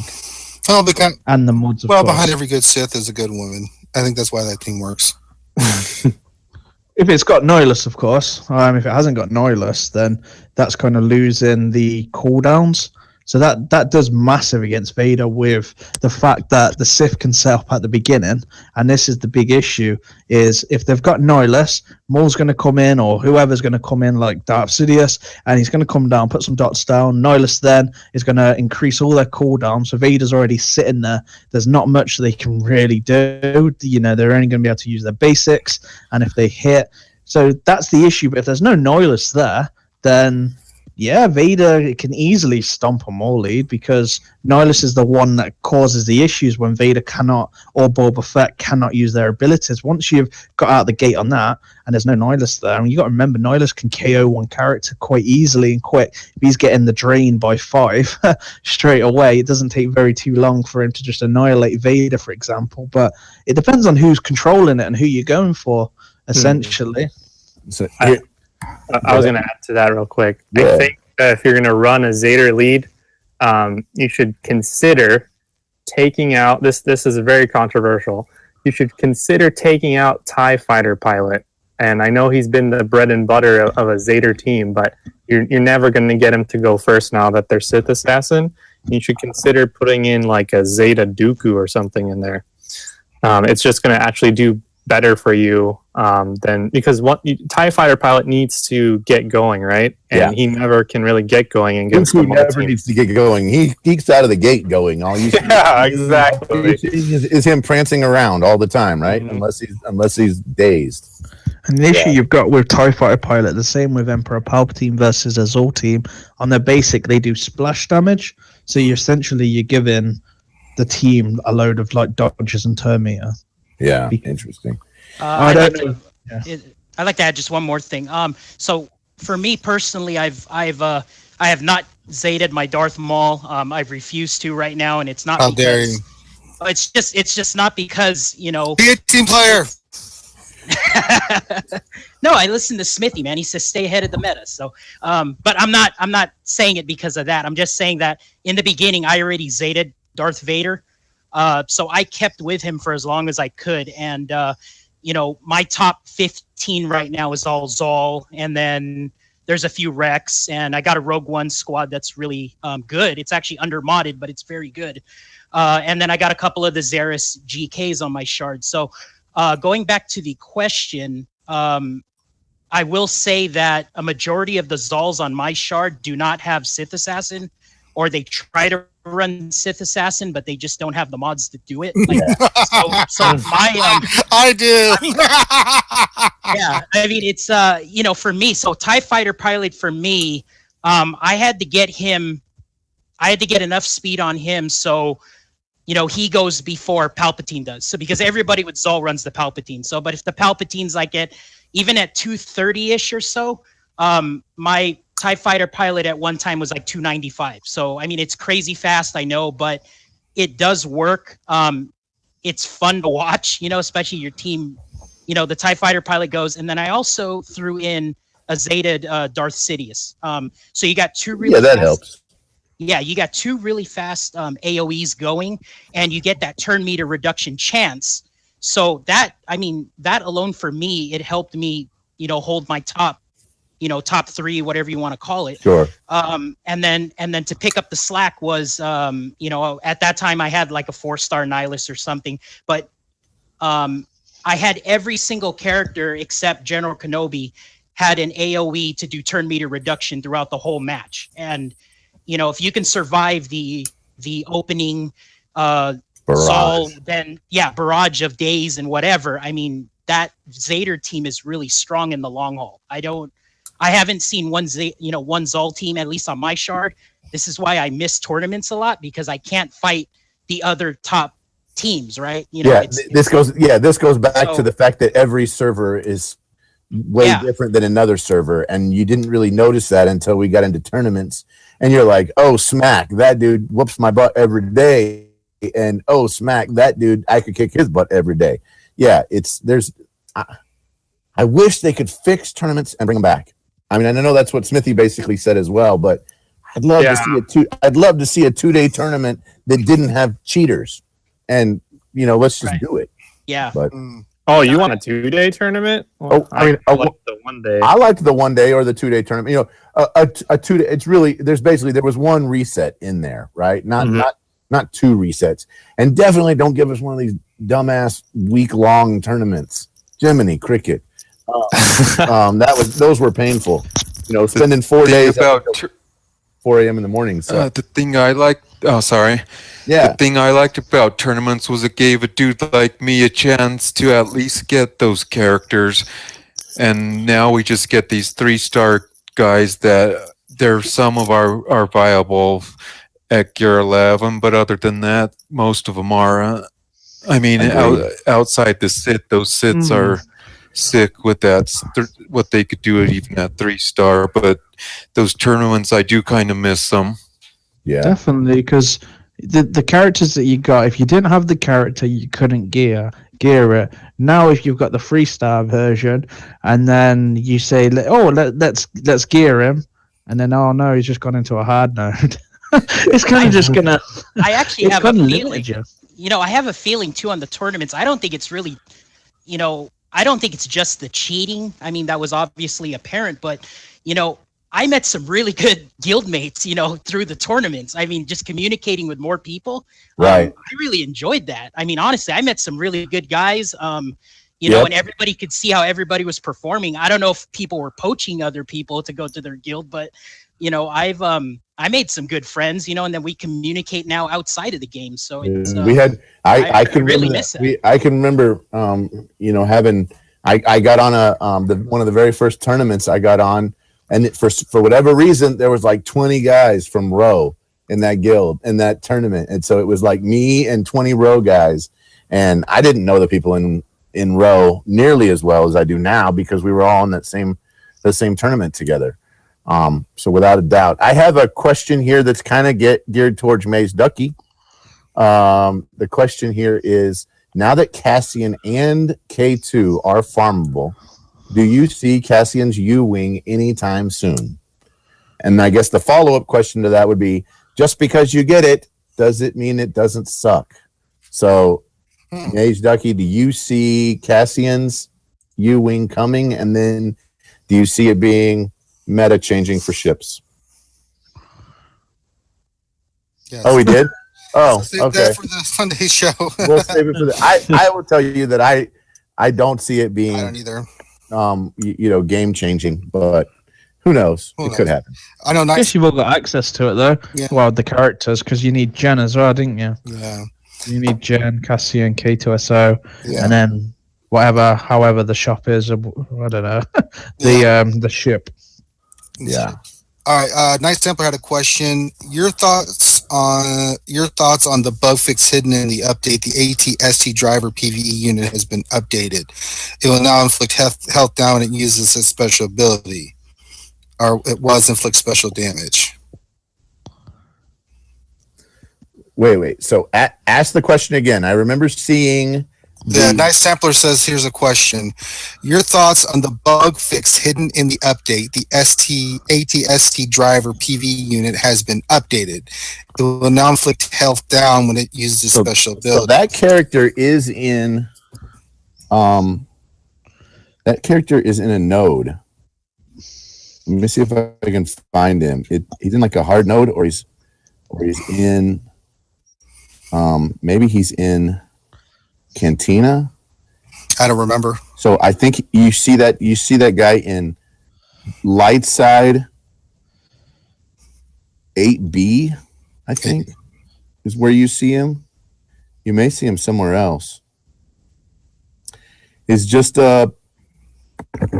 looks like a regular. He looks like an officer, right? Instead of first order officer, it's an empire. It's an empire officer. So I think it's just a thing, right? It's not. It's just a. I don't think that we're ever going to get it. I don't think we're getting an AT-ST anytime soon. I don't think we're getting land battles anytime soon. No. I mean, that's effectively another skin like ships. What are they going to do? So we battle for PvE at 6 p.m. or if you're in the United States now 7 p.m. and then you battle for ships at 8 p.m. and then what? You battle for land at 9 p.m. Oh, that'd be too much. I mean, so you're going to have 3 different payouts. He's in 5E as well. It appears. So he's in a couple of spots on Cantina 5E. Yeah. So that particular character is in a few different nodes. I don't know. I think we have a while before we get to land battles. Yeah, we'll leave it at that. Let's see what happens with it. I don't know. Also in 3C. Yeah. 3C as well. So, Chai Bears had a question. I'm getting my first Zeta tonight at some point. I have Maul Gear 11, 215 speed, EP 220 speed, Kylo 207 speed, 5-star General Kenobi Gear 10, 201 speed, and DN 3 Gear 11, 210 speed. Any thought on my first Zeta?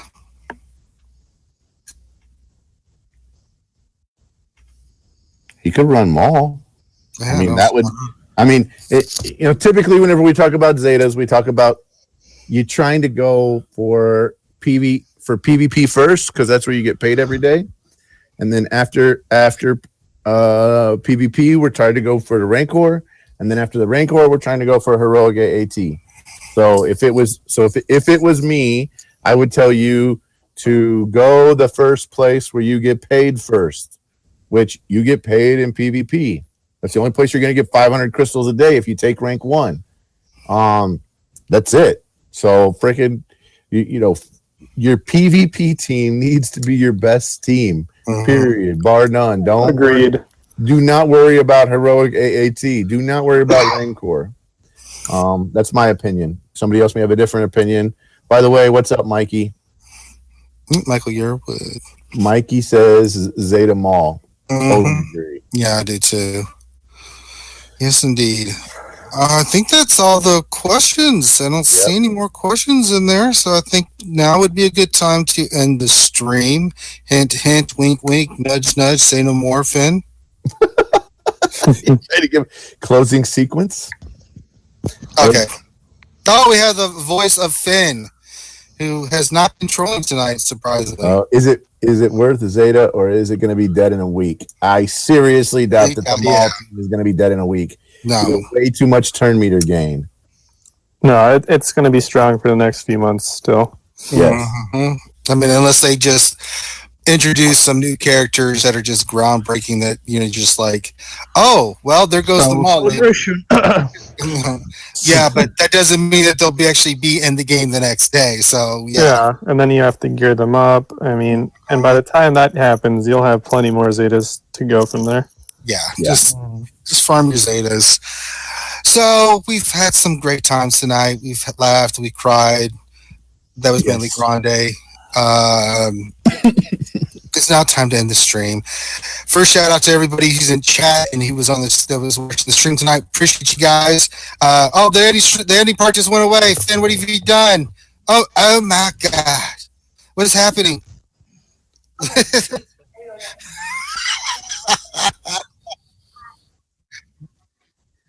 We do that all the time on the end scene, man. What's up with you? Trolling. It's trolling. As you have the TV in the background, not even paying attention. watching Grey's Anatomy and just ridiculous. Oh, great! You went all Smithy D on us there for a minute. Yeah. Well, yeah, but you were doing content. Smithy just does it to be a douche. Yeah. Oh, I'm going to do Ranger show, so I'm going to do GW and then not really pay attention. What was the question? All right, so let's end the stream. But I was thanking everybody in the stream. Thank you guys for coming out. We really appreciate you. We really appreciate it. We're really, thanks to everybody that's subscribing and stuff of late. Everybody's We're on our way to 700 subscribers. That's insane. Awesome. That is insane. And people are really digging the videos we've been putting out, the breakdowns of the phases for the Heroic AT. Me and Finn are working on phase 1. Hopefully we can get that done tomorrow and out to you guys in a few days. If you're going to figure out what the hell's wrong with OBS, do apologize for the lag tonight. No, I did not buy a pack. I will not buy a pack until you guys have earned the right. Watch the Saturday stream. If someone gets all their answers correct, then I will be buying a pack. So that's how that's going to work from now on. We weren't doing anything with the game show, were we? Yeah, we're I think we're at half a pack right now. So if they 0.6. So if we can get some more questions answered, we'll get to a pack. Well, That's how it works. What's the next game you guys are going to play? That's going to be Who Wants to See Ranger open a pack, and we just asked Star Wars questions. Oh yeah, I saw that, but I wasn't sure if you're going to change up the game every week or anything. Not that part. No, we'll do other stuff, but that's going to stay.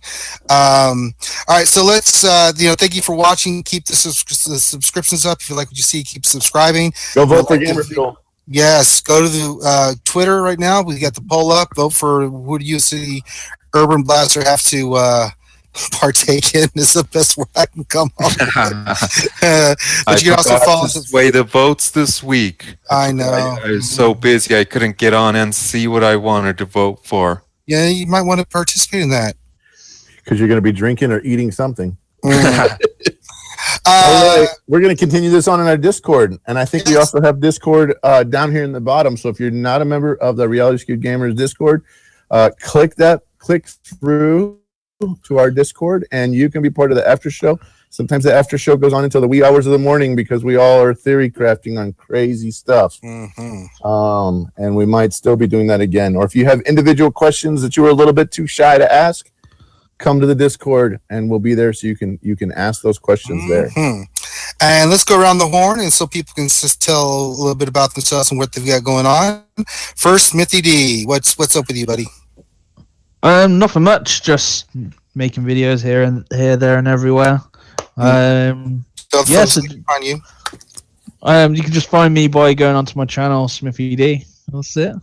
All right. And next is Nukin. So let's tell the folks about the podcast, where they can find it, all that good stuff. All right, so we're actually on the podcast app for iTunes. You just search SWGOH and you'll find us. It's SWGOH in depth.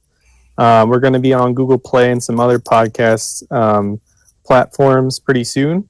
And or you could just go to our website, which is swgohinDepth.com, and we post all the podcasts on the blog.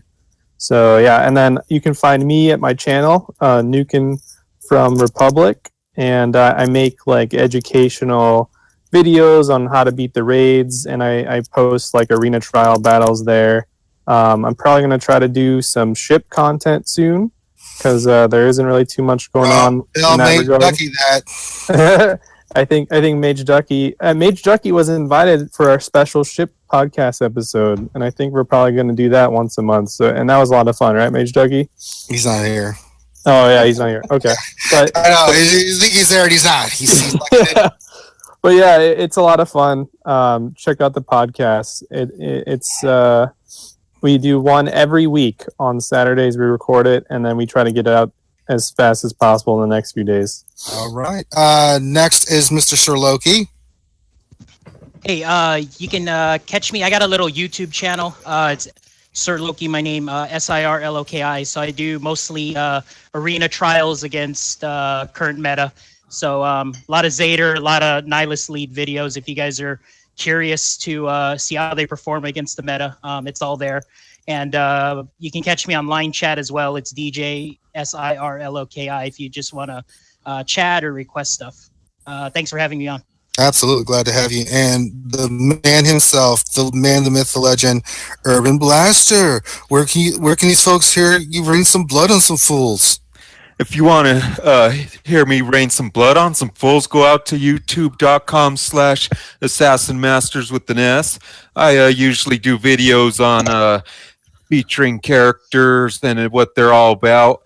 And then I did start doing a live stream with my guild on Friday nights, and Ranger's been on there. He is the master of impressions, so if you want to just laugh your asses off, go tune in on Fridays for a live stream. But that's about it. And the only videos I do on ships is just do autoplay because it'll win itself. He'll have an aneurysm. Yes, do check out that show Fridays. What time do you guys start that? 10 Eastern? Rolling 50 Eastern? Deep. Isn't it Furnaces Rolling 50 Deep is the name or whatever it is you guys call it? Yeah. Also, talk with the furnaces, but yeah, it's usually about 10, between 10 and 10:30 Eastern. Okay, got it. So make sure you check that out. Then also, Smithy D runs the Jedi Academy, which usually is a show on Saturday mornings, 10 Eastern, that deals with nothing but Star Wars questions. We sit there and do ask nothing but questions. It's a lot of fun. There's 2 hours of questions last time. Yes, it was crazy. But usually, check that on Smithy's channel. We also post that the shows after they're done on our channel. So you can go back and check out some of the previous shows. But he runs that every Saturday at 10 Eastern, and it's Smithy, Warrior from Team Instinct, Darth Bella, me and Grande, Loki's been on there. A lot of people get on there to help answer your questions. And then Saturday night, we have our show. It's just a Saturday night stream where we have a lot of fun. I think we lost our minds laughing last Saturday as we did the Who Wants to See Ranger Open Packs as a Who Wants to Be a Millionaire skit. And we did Mad Libs. We are going to be doing more Mad Libs because those were just ridiculous. So please check those out. And then Sunday is the Mage Ducky Spectacular Show. Me and Grande. Mage Ducky did have a family emergency on Sunday, so me and Grande try to step in and Grande, I don't even. We did not do nearly as well as no, we did not. Yeah, so but we will do that, and that's 8 Eastern on Sunday. So I think we got everybody pimped out here. So I'd like to thank Loki and Nukem and Mage Ducky and Urban and Smithy and Grande, Infinity and Obama and Obama. No, thanks, Obama. It's Obama. Kylo Ren. Anyway. And come to Discord. Yeah, come to Discord for the after show party. I think we're gonna have Smithy D's son, Hoth Jedi Luke, in there. I'm kidding. He's just a baby. He's like 12 days old. Right. 15 days old. Yeah, right. So that's not going to work. So come on in, come join us. If you have questions, just want to hang out, we'll be there. So on behalf of myself and everybody, thanks for joining the stream, and we will see you guys on Saturday. See ya. Peace. Bye-bye.